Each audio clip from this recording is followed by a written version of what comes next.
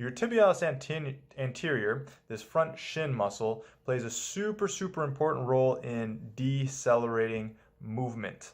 And what I mean by that is if you think about an athlete who is running in a straight line and they're trying to stop all their momentum, they're going to plant their heel into the ground, and the first muscle that is going to absorb a lot of that force is going to be the tibialis anterior.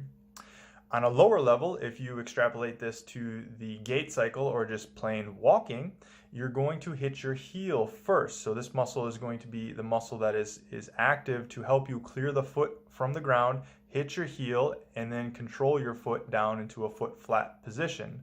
And as a matter of fact, this is one of the muscles, as someone ages, gets very weak in a lot of people. So your elderly patients who seem like they shuffle their feet all the time, they have super weak tibialis anteriors where they're not able to hit their heel and roll to a foot flat position. If we think about running or we think about jumping, that foot flat position is super important.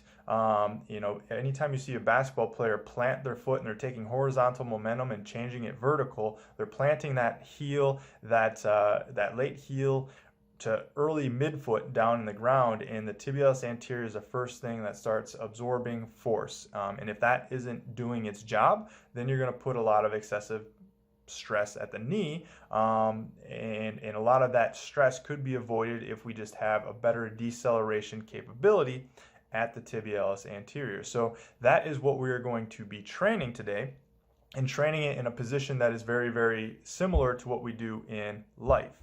So when you look at walking, when you look at running, when you look at planting your foot before you go up into a jump, you will notice that the heel is always out in front and the shin is kind of at this backwards angle down into the floor.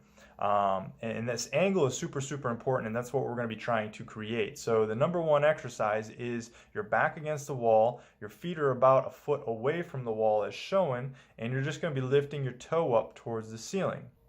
Now we do this for higher reps, so this generally is a 10 rep, 3 sets of 10 rep minimum. We'll go up to 15, even 20 reps with this exercise with people.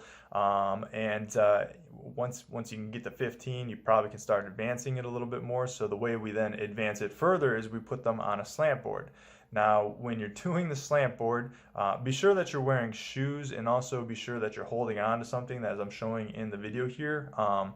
Something that I played around a lot with recently as far as trying to advance this exercise, and I made the mistake of wearing socks and not holding on to anything, and I slipped, and it's why you're currently seeing me wear this around my finger here, is because I landed on my ass and I jammed my finger right down into the ground. Actually dislocated it, but don't make that fearful of the exercise. Just, I don't want you to replicate my stupidity. It's very safe when you hold on to something and you have shoes with traction. So don't make my mistake. Wear shoes, hold on to something so that you don't slip when you're doing this. But what it does is it angles you further. And then as you get good at lifting the heel up or the toe up and down, you'll feel a good pump going into the front of your shin with this. The next step to this would be to emphasize eccentric contraction or the deceleration even more by going up with 2 and then transitioning to 1 foot and slowly lowering yourself down. That really gets the front of your shin to burn, but it's also going to be very similar to what you would do when you're running, jumping, where your foot, early to late heel, depending on how fast you're going, hits the ground. Especially if you're planting for going up to a jump, that heel is going to hit the ground and that foot goes to that foot flat position, and the shin is at this backwards angle, and we have to be able to decelerate that movement, control the foot down into the ground, and not lose any of the force that we're trying to create when we're being athletic, but also use our muscular system to attenuate some of that forces as opposed to just let it ride up into our joints or up into our knee and patellar tendon. So super useful muscle to start attenuating and redirecting force in the direction that you're trying to go. So I'm going to give you a bonus exercise too that allows you to simply progressively load it like you would in the weight room, very similar to what a bodybuilder would. Now, this exercise is not functional. It's not specific as far as the joint angle that you're achieving, but you're just trying to build muscular strength, muscular capacity, and muscle hypertrophy to a certain extent in some individuals with this exercise here. So this is just sitting on the bench. The heel needs to be off the bench so that you can plantar flex down into a full range of motion and actually go into a little bit of that stretch position.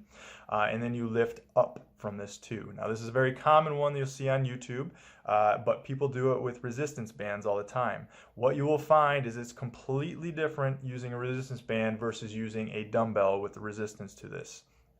The resistance band doesn't allow you to fully plantar flex down and go through that full range of motion, whereas the heel will actually, or the weight will actually pull you down into that range of motion and pull you all the way down, so you actually feel a little bit of a stretch in that bottom position and really strengthen that bottom position or that plantar flex position coming up out of it, also forcing you to, again, really control that eccentric lowering, as opposed to the band. As you go down and as that eccentric action happens, the band is actually going to be losing a lot of its tension at that point in time, so its peak contraction is at the very, very top, where actually when we're trying to decelerate the movement, we want the peak contraction to be just as high, if not higher, towards the bottom. So that is why using a dumbbell at the bottom of the foot and using like a jump stretch band, or you'll see those Voodoo floss bands that Rogue makes.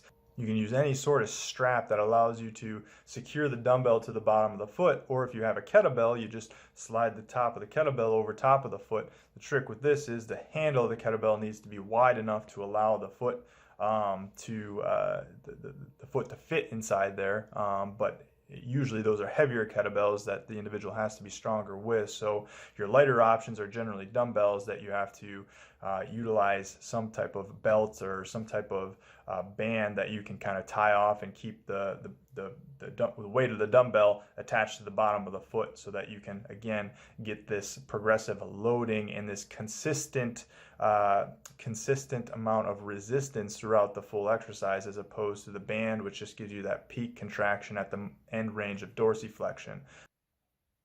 But again, you will find that exercise to be very, very useful for you, and make your shins and make your knees just feel like they're 10 times more resilient than they currently are, as you're trying to stay active as you want to be, and continue to run, jog, sprint, jump, play sports, play in the rec leagues, go on hikes, all sorts of things like that. Very, very useful exercises for you to be doing, and mixing up those three variations of the tibialis raise.